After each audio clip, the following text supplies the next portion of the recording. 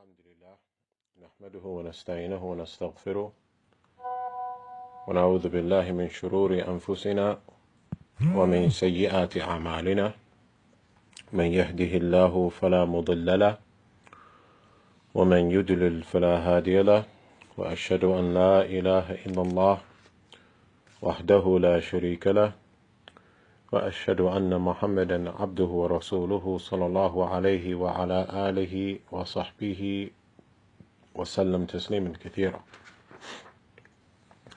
This is the first lesson that we're having from reading from the Tafseer of Al-Shaykh Al-Imam Al-Sa'di, Al-Shaykh Abdurrahman Al-Sa'di rahimahullah ta'ala.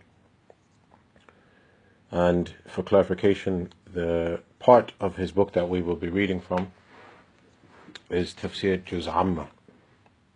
And the reason why we selected that, because that's what many of the people read in their daily salawat, because the ayat in Juz Amma are shorter, and that's usually something that most Muslims memorize, especially in the West. So we felt the need to explain or to read through the Shaykh's Tafseer rahimahullah ta'ala as it relates to that portion of the Quran, which is the last portion of the Quran. Before we go into, and we'll start with Surah Al-Fatiha, and then we'll go to Juz Amma, which is starts with Surah Naba. Before we go into reading from the Shaykh's work, rahimahullah ta'ala, we want to remind ourselves of the importance of tafsir, of the importance of understanding the meaning of the Book of Allah Azza wa Jal, and reflecting upon that meaning and acting upon that which we know and understand of the Quran. For verily it has great importance in our religion that when we read the Quran, that we reflect and ponder over its meaning, that we do not merely recite and read without any reflection and contemplation. As Allah Azza wa Jal said in the Quran, كتاب أنزلناه إليك مبارك ليدبروا آياته وليتذكر أولي الألباب, in Surah Sad, where Allah Azza wa Jal mentioned a book that we have sent down to you, blessed, and the Quran is blessed, ليدبروا آياته, so that its verses are reflected upon, and so that the people of knowledge can remember. Likewise, Allah Azza wa Jal said in Surah Muhammad, أَفَلَا يَتَدَبَّرُونَ الْقُرْآنَ أَمْ عَلَى قُلُوبٍ أَقْفَالُهَا. Allah Ta'ala said, do they not reflect over the Quran, or do their hearts have locks upon them? So once again, Allah Azza wa Jal is reminding the believer and encouraging the believer to reflect upon the Quran, to ponder over its meaning. And in that verse, Allah Azza wa Jal is actually admonishing the people for not reflecting. Allah Ta'ala said, أَمْ عَلَى قُلُوبٍ أَقْفَالُهَا, or do the hearts have locks upon them? So that is a clear indication that if an individual does not reflect, then there is something wrong with his heart. There is some discrepancy. So it's a reminder to the believer the importance of reflecting over the verses of Allah Azza wa Jal. Likewise, Allah Azza wa Jal said in Surah An-Nisa, أَفَلَا يَتَدَبَّرُونَ الْقُرْآنَ وَلَوْ كَانَ مِنْ عِنْدِ غَيْرِ اللَّهِ لَوَجَدُوا فِيهِ اخْتِلَافًا كَثِيرًا. Allah Ta'ala said, do they not reflect over the Quran? If it was from other than Allah, they would have found many discrepancies. They would have found many contradictions.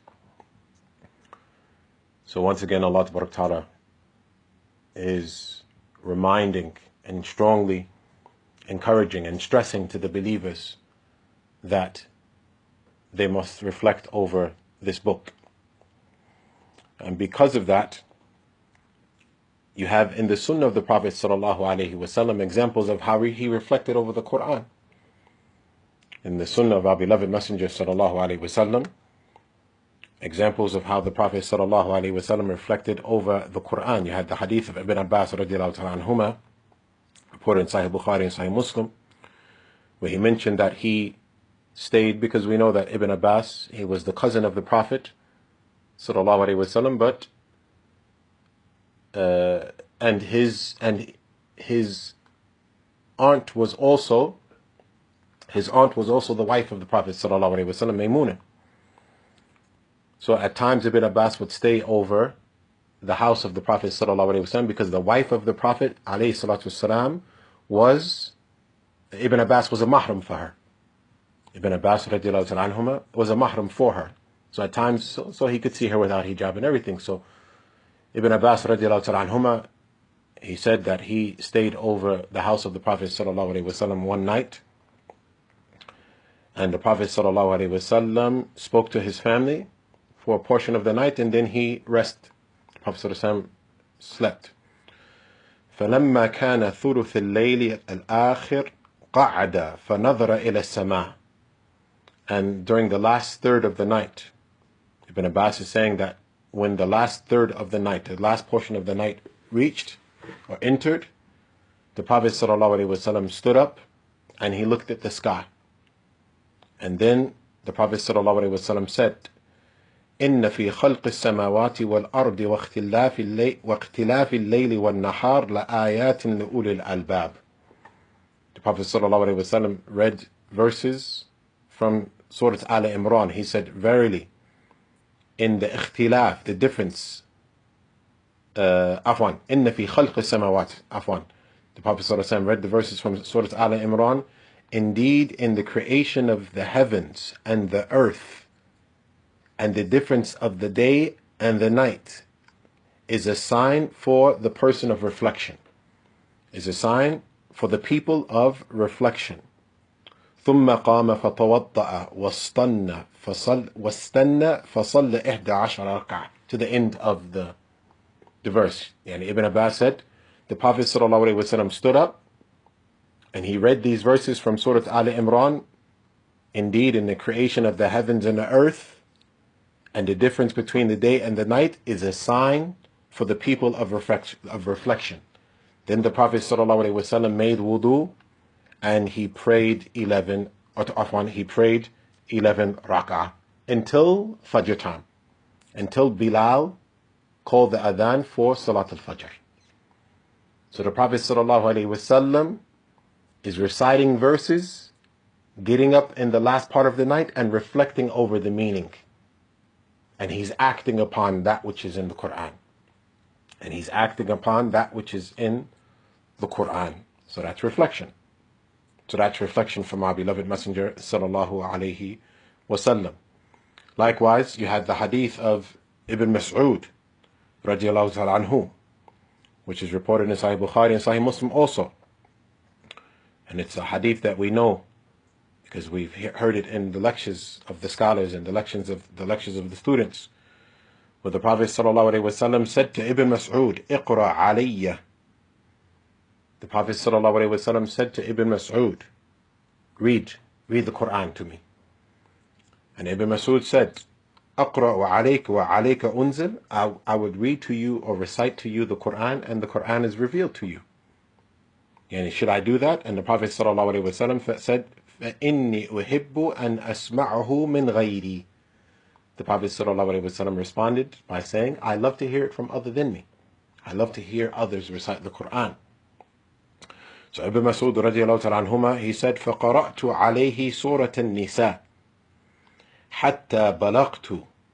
He said, so I recited to him Surah An-Nisa until I reached the verse, فكيف إذا جئنا من كل أمة بشهيد وجئنا بك على هؤلاء شهيدا. He said, until I reached the verse, which is verse number 41 in Surah An-Nisa, where Allah Tabarak Ta'ala says, so how will it be if we bring a witness for every nation? Allah Azza wa Jal is saying, so how will it be when we bring a witness for every nation, and we bring you as a witness over all of them? And we bring you وَجِئْنَا بِكَ عَلَى هَؤُلَاءِ شَهِيدًا, and we bring you, Muhammad sallallahu alayhi wasallam, as a witness over all of the nations, showing the great status of our beloved Messenger sallallahu alayhi wasallam. And then the Prophet sallallahu alayhi wasallam said to Ibn Abbas, "Imsik." He said, "Enough." And Ibn Abbas said, فَإِذَا عَيْنَاهُ تَذْرِفَانِ. Ibn Abbas said, and I looked at him, and his eyes were filled with water. His eyes were filled with tears. His eyes were filled with tears. So the Prophet ﷺ is reflecting over the meaning. Because Ibn Mas'ud radiallahu ta'ala came to a verse where Allah Azza wa Jal is informing the Prophet ﷺ of his tremendous status on Yawm al-Qiyamah. So the Prophet ﷺ was affected by it. The Prophet ﷺ was affected by that which was recited to him. Meaning, he was reflecting and contemplating and pondering over the verses of Allah Azza wa Jal. Likewise, you have the hadith of Hudayfa bin al-Yaman, which is reported in Sahih Muslim, the hadith of Hudayfa bin al-Yaman, radiallahu ta'ala anhu, where he mentions the Prophet sallallahu alayhi wasallam praying at night. And he said, صليت مع النبي صلى الله عليه وسلم ذات ليلة فافتتح البقرة فقلت يركع عند 100 ثم مضى. Hudayfa bin al-Yaman radiallahu ta'ala, he said, I prayed with the Prophet sallallahu alayhi wasallam that night, and he began with Surah Al-Baqarah. He began by reciting Surah Al-Baqarah. And Hudayfa bin al-Yaman said to himself, the Prophet would make ruku' once he reaches 100 verses. Once he completes 100 verses. But he continued. That's what Hudayfa is saying. He said no, but he continued. فَقُلْتُ, so Hudayfa said to himself, يُصَلِّي بِهَا فِي رَكْعَةٍ فَمَضَى. He said he will complete it in one rak'ah. Yani, khalas, yani, the Prophet sallallahu alayhi wasallam completed. He passed 100 verses of Surah Al-Baqarah. So Hudayfa said, okay, so for the first rak'at, the Prophet sallallahu alayhi wasallam would finish Surah Al-Baqarah. But the Prophet continued, sallallahu alayhi wasallam. فَقُلْتُ يَرْكَعُ بِهَا ثُمَّ افتتح النِّسَاء فَقَرَأَهَا. Then Hudayfa said, but he didn't. He continued. And he started Surah An-Nisa. And the Prophet ﷺ finished Surah Al-Baqarah and he started Surah An-Nisa. And he's still in one rak'ah. He's still in one unit of prayer. And the scholars use this to say that you don't have to recite the Quran in order, although the origin is that you recite the surahs in order. But here is a proof to show, because after Surah Al-Baqarah, the Prophet ﷺ would have, if it was a condition to recite the surahs in order, the Prophet ﷺ would have recited Surah Al Imran, but he didn't. He went to Surah An-Nisa. So Hudayfa said, so the Prophet ﷺ continued, and he read Surah An-Nisa. ثم افتتح آل إمران. Then the Prophet ﷺ started Al Imran. فقرأها يقرأ مترسلا. The Prophet ﷺ, and he recited Surah Al-Baqarah, Surah An-Nisa, Surah Al Imran, and mutarassilan, he was taking his time. He was not going quickly. He was taking his time. إذا مر بآية, and this is the point of the hadith, إذا مر بآية فيها تسبيح صبح وإذا مر بسؤال سأل وإذا مر بتعوذ تعوذ. This is the point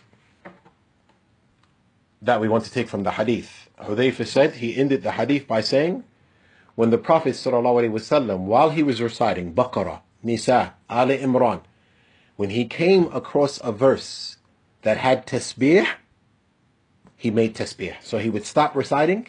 So not only is he reciting long surahs, and not only is he taking his time while reciting, mutarassilan, he's taking his time. But when he comes to a verse that has tasbih, the Prophet makes tasbih. Subhanallah. And he does it, even the Sahaba can hear him doing it. And when he comes to a verse that asks Allah for something, like Jannah or Jannah, he asks Allah in the Salah. Allahumma inni as'aluka kada kada. And when he comes to a verse that has something for him to seek refuge in Allah from, such as the shaitan or from the hellfire, he seeks refuge.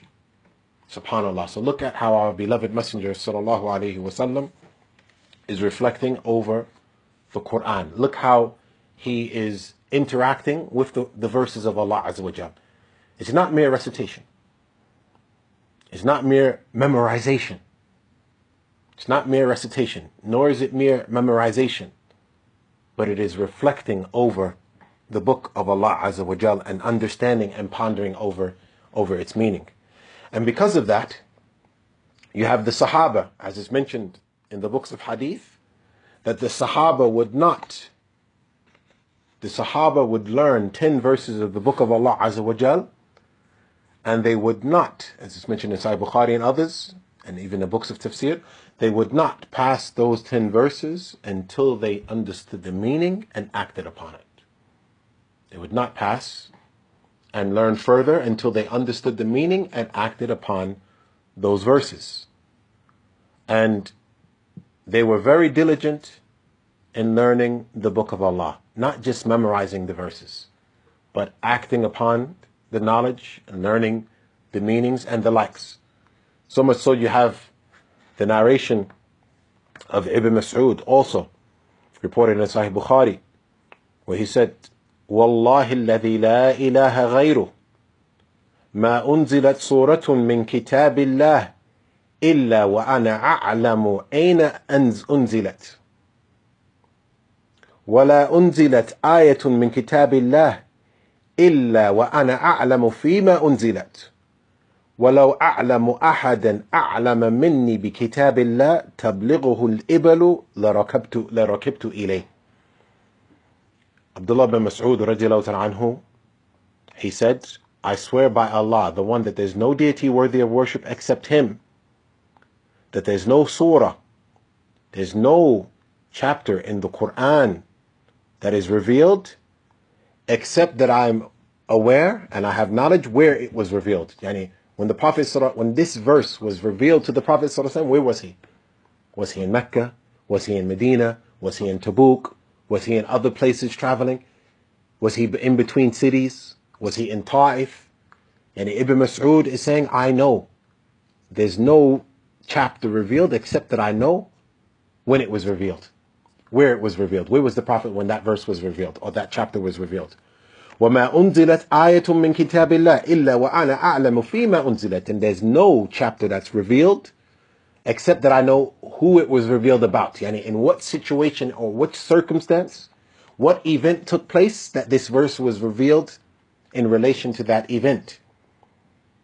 And then he said,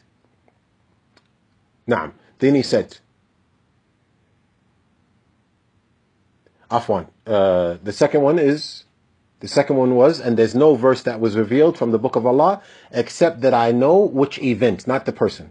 If the person was involved, he would know who the person, but he says, Fima unzilat, why it was revealed, what was the reason for its revelation, what event took place for the revelation.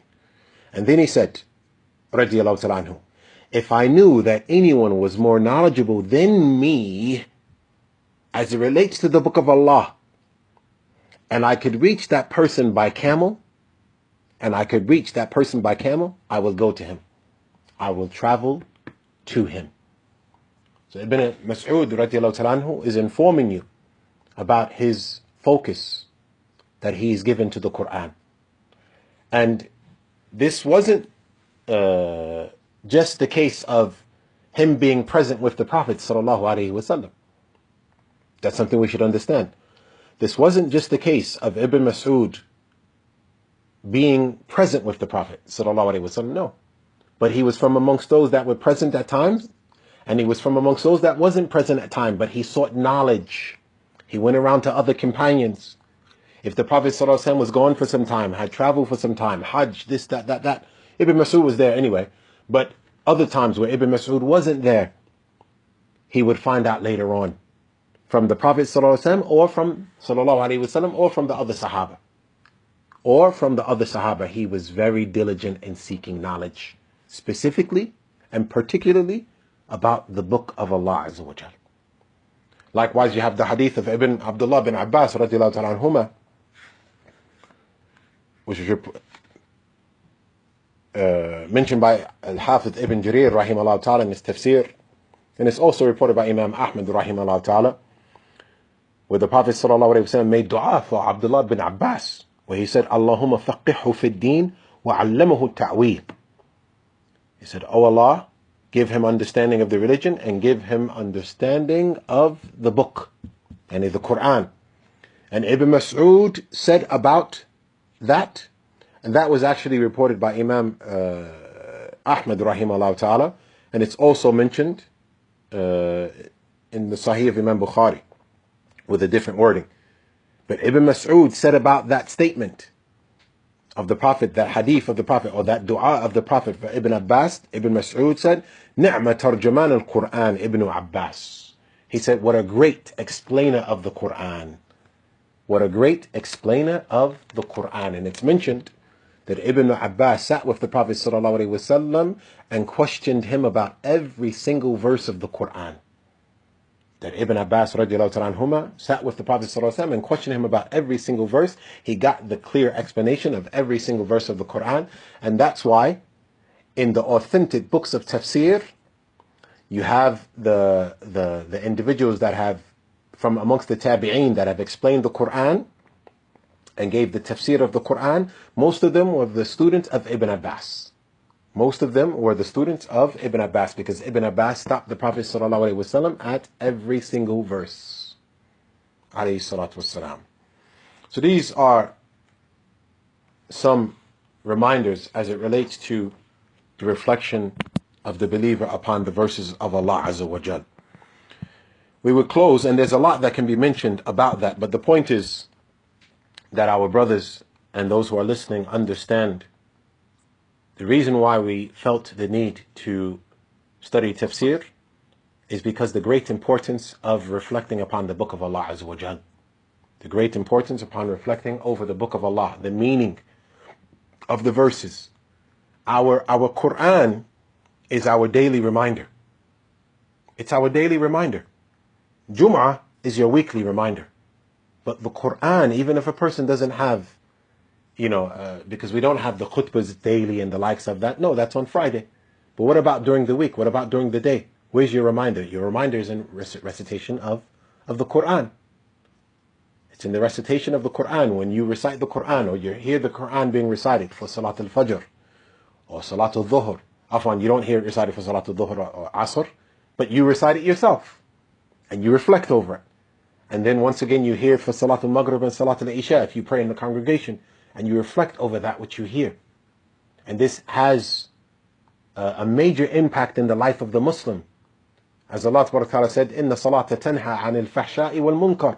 Verily, the salat prevents a person from falling into fahsha'i wal munkar, evil and despicable deeds. Verily, the salat, the Prophet ﷺ said, Allah Azza wa Jal said, إِنَّ الصَّلَاةَ تَنْهَى عَنِ الْفَحْشَاءِ وَالْمُنْكَرِ. Allah Azza wa Jal says, verily the prayer prevents you from fahsha wal munkar. It prevents you from falling into the sin. How does it prevent you if you don't understand and reflect over the meaning of the verses? If you do not allow your heart to absorb the reminders, the admonitions from your Lord, as we mentioned in the statements of the hadith of Ibn Abbas and the hadith of Ibn Mas'ud, how the Prophet and the hadith of Hudayfa, how the Prophet sallallahu alaihi wasallam interacted with the Quran, how the Prophet ﷺ was affected when the Quran was being read to him. And there's much that can be mentioned about that, and we advise even the Salaf. You had the Salaf that wrote books on the etiquettes of a person who has memorized from the Quran, not the person who has memorized all of the Quran, but a person who has memorized from the Quran. That person should have certain etiquettes.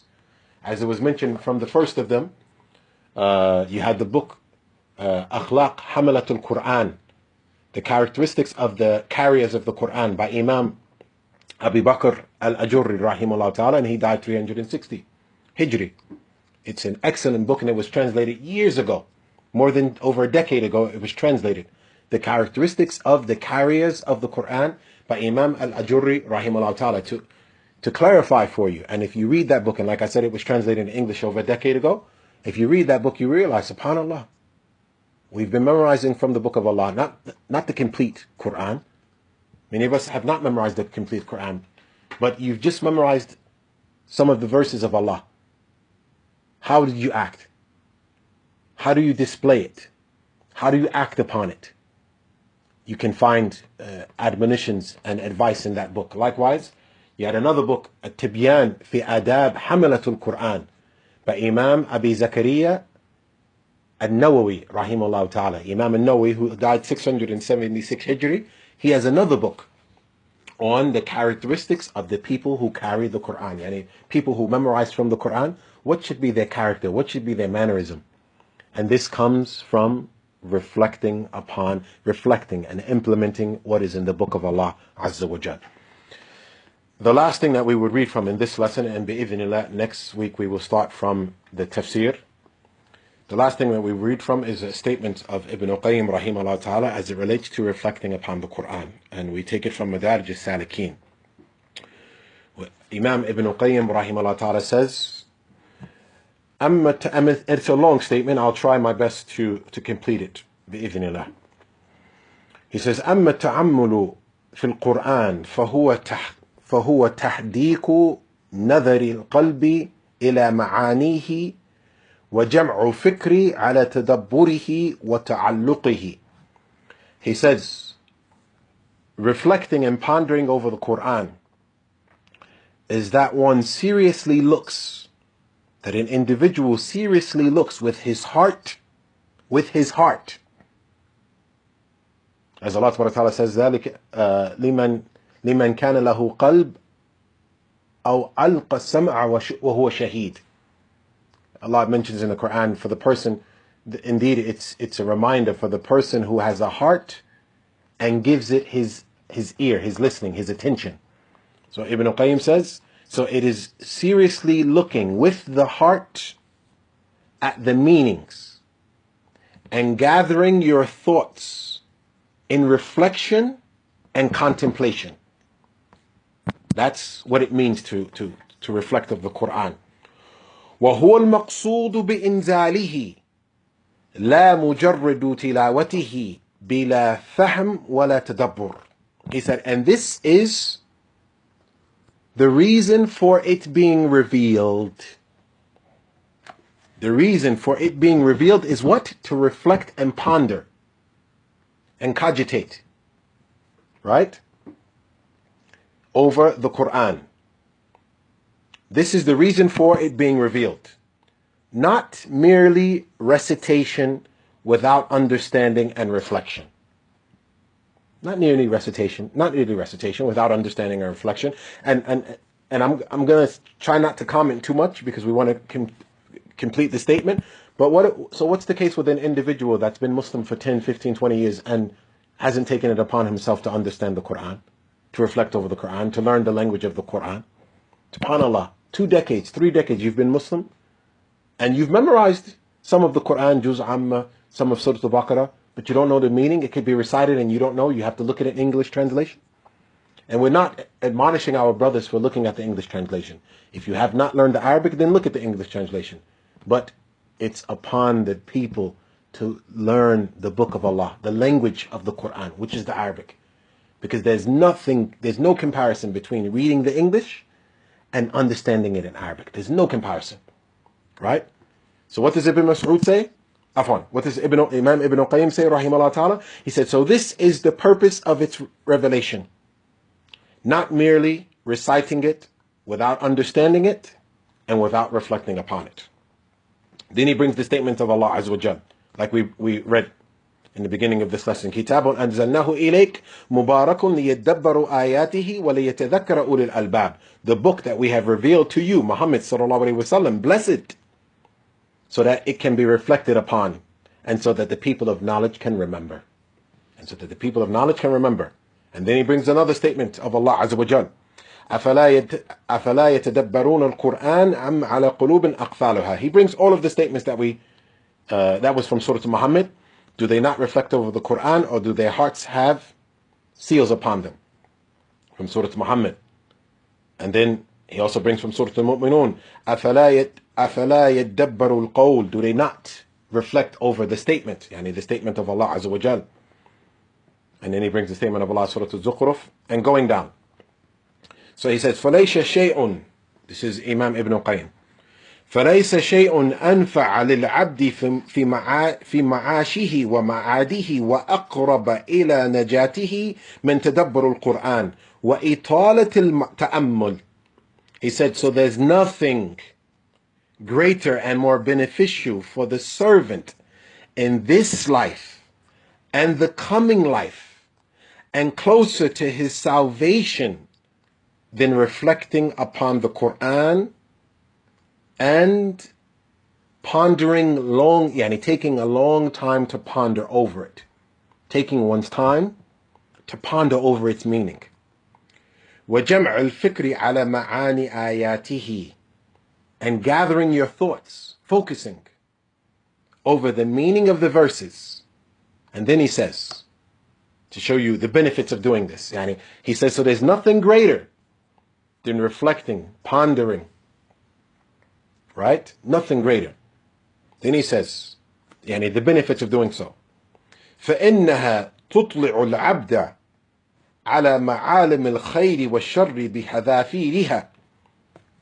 Because reflecting over the Quran, pondering over its meaning, it shows the servant the milestones of good and evil, complete good and evil. Complete good and evil. Right? وعلى طرقاتهما وأسبابهما وغاياتهما وثمراتهما.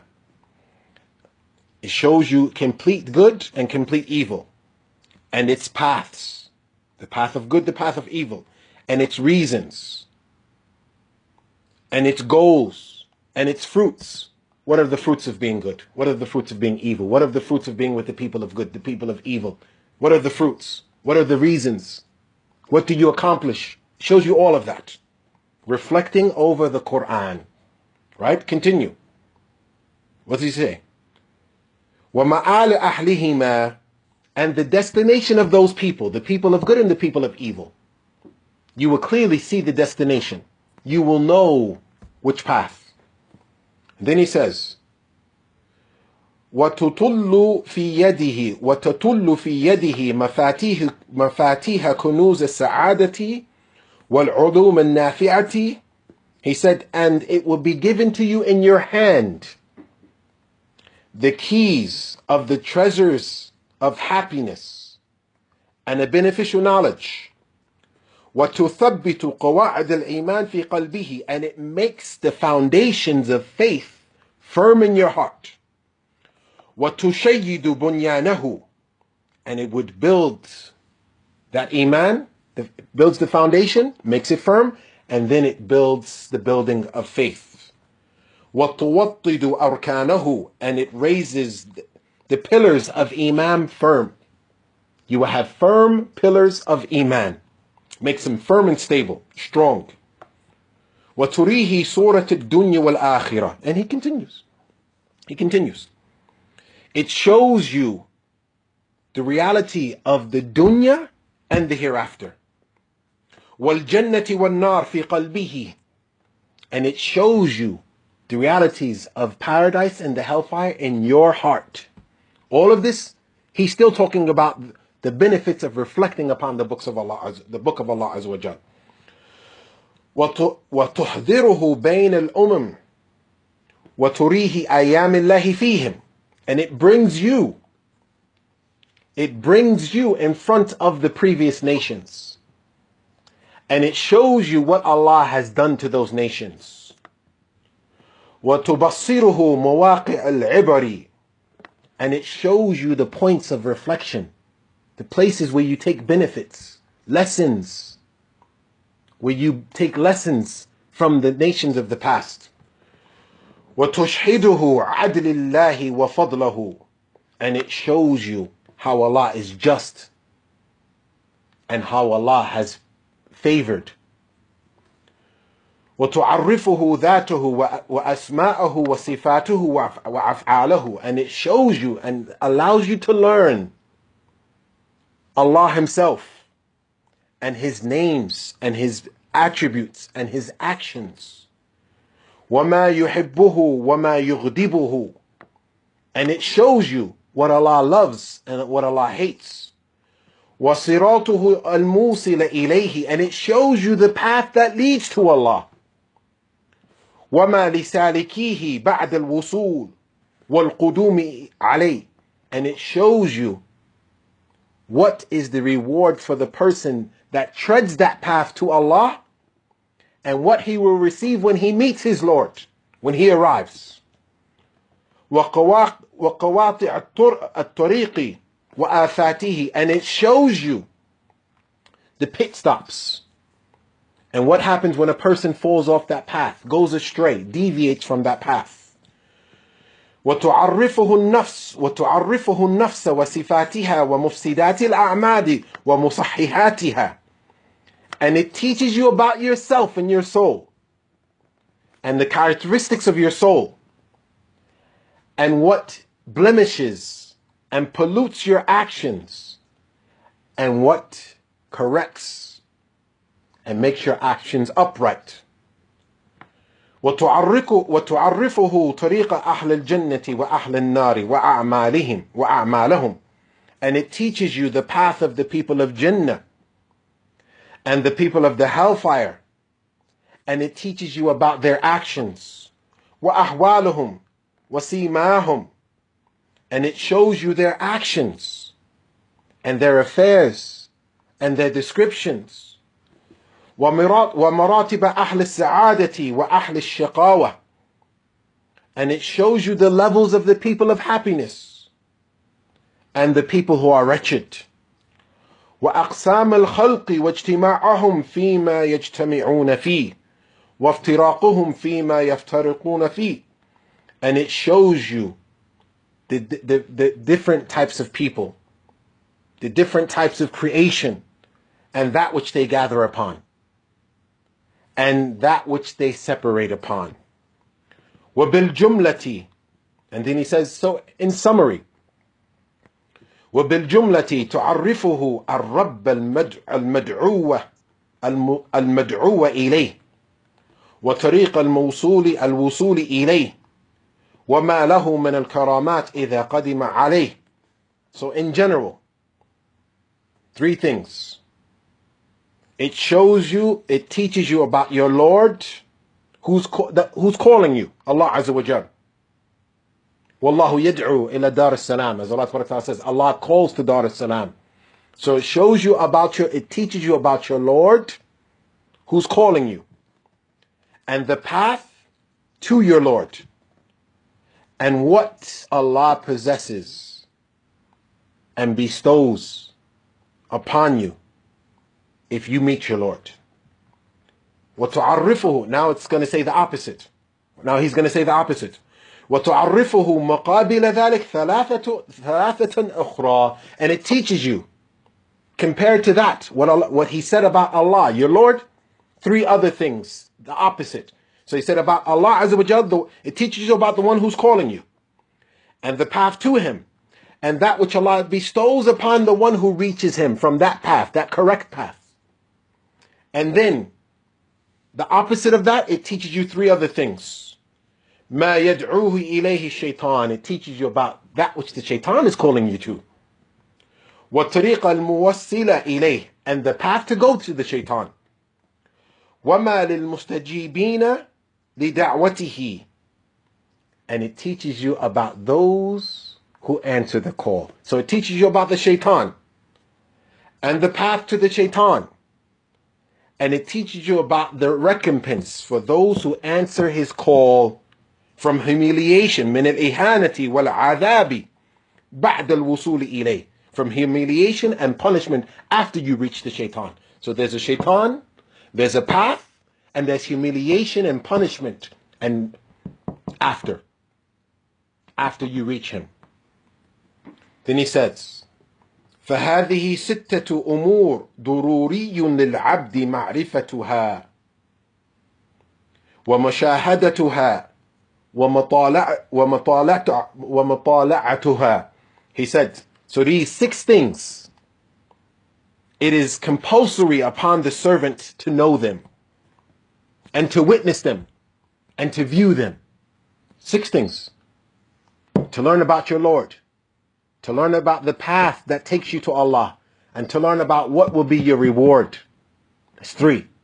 To learn about the shaitan, to learn about the path to the shaitan, and to learn about what will be your recompense and punishment if you reach him. That's 3, 6. So these 3 things are compulsory upon the servant to know, to witness, to view, as if they can see it. Then he says, فَتُشْهِدُهُ الْآخِرَةِ. This is what he says. Listen to what Ibn Qayyim says, rahimahullah ta'ala. Reflecting upon the book of Allah Azza wa Jal, he continues. He hasn't stopped. Reflecting upon the book of Allah Azza wa Jal would show you the hereafter. تُشْهِدُهُ الْآخِرَةِ حَتَّى كَأَنَّهُ فِيهَا. Reflecting upon the book of Allah would show him the hereafter as if he's in it, as if he's living in it. Yawm al-Qiyamah, the grave, standing in front of Allah, receiving the books, walking over the bridge, entering the hellfire, entering paradise. Reflecting upon the Quran would show you this as if you are in it. Then look what he says. وَتُغَيِّبُهُ عَنِ الدُّنْيَا حَتَّى كَأَنَّهُ لَيْسَ فِيهَا. And it will make him absent from the dunya as if he's no longer living in it. It makes you absent from the dunya as if you're no longer living in it. When you're reading about paradise, and you're reading about hell, and you're reading about the punishment, and you're reflecting and you're pondering, it's as if it takes you out of this dunya and puts you in the akhirah. SubhanAllah. Then he says, SubhanAllah, وَتُغَيِّبُهُ عَنِ الدُّنْيَا حَتَّى كَأَنَّهُ لَيْسَ فِيهَا. It takes him, it removes him, expels him from the dunya as if he's not even in it anymore. وَتُمَيِّزُ لَهُ بَيْنَ الْحَقِّ وَالْبَاطِلِ. It gives him clarity between the truth and the falsehood. في كل ما اختلف فيه العالم. In everything that the world disagrees in, he knows the haqq. فَتُرِيهِ الْحَقَّ حَقًّا وَالْبَاطِلَ بَاطِلًا. It shows him the truth as truth, and it shows him the falsehood as falsehood. وَتُعْتِيهِ فُرْقَانًا وَنُورًا. It gives him a criterion. It gives him light. يُفَرِّقُ بِهِ بَيْنَ الْحُدَى وَالضَّلَالِ. He can take this criteria and this light, and he can distinguish between guidance and falsehood. وَالْغَيِّ وَالرَّشَادِ. Deviation and guidance. وَتُعْتِيهِ قُوَّةً فِي قَلْبِهِ وَحَيَاةً وَاسِعَةً وَانْشِرَاحًا وَبَهْجَةً وَسُرُورًا فَيَسِيرُ فِي شَأْنٍ وَالنَّاسُ فِي شَأْنٍ آخَرٍ. It gives him strength in his heart. SubhanAllah. It gives him strength in his heart. It gives him expanded life. He understands the purpose of life. He doesn't look for this life. He doesn't focus on this life. وَانْشِرَاحًا. It expands his chest. وَبَهْجَةً. It gives him gleaming light. وَسُرُورًا. Gives him happiness. Happiness. He realizes the purpose of life. He realized, وَمَا خَلَقْتُ الْجِنَّ وَالْإِنسَ إِلَّا لِيَعْبُدُونَ. I've not created the jinn nor mankind except for them to worship. He realizes the purpose of life. He realizes what he should be striving for. So he's happy. He has light. His heart is firm. He has strength in his heart. Then what does he say? فَيَسِيرُ فِي شَأْنٍ وَالنَّاسُ فِي شَأْنٍ آخَرٍ. So he's in one area, and the people are in another area. He's in one world and the people are in another world.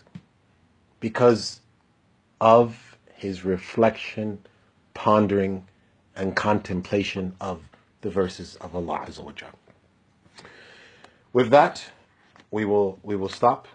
And bi'idhnillahi ta'ala, as I said in the announcement, we will keep this lesson for 30 minutes a week, bi'idhnillahi ta'ala. So next week we will go into discuss the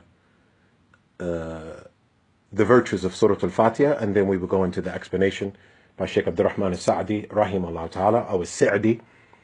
There's two ways to pronounce it. And then after that we will start Juz Amma, bi'idhnillahi ta'ala. We ask Allah Azza wa Jal for tawfiq. We ask Allah to give us success. We ask Allah Azza wa Jal to allow us to benefit from these lessons and from the speech of the Prophet, from the book of Allah, from the speech of the Prophet sallallahu alaihi wasallam, and from the statements of the Salaf al-Salih, rahimahumullah wa radiyallahu ta'ala anhum. We ask Allah Azza wa Jal to fill our hearts with iman. We ask Allah Azza wa Jal to give us firm understanding of the Quran and to allow us to benefit from that which is present in the Quran of advice and admonition. Allah knows best. Wa sallallahu wa sallam wa barak ala nabiyyina Muhammad wa ala alihi wa sahbihi wa sallam tasliman kathira.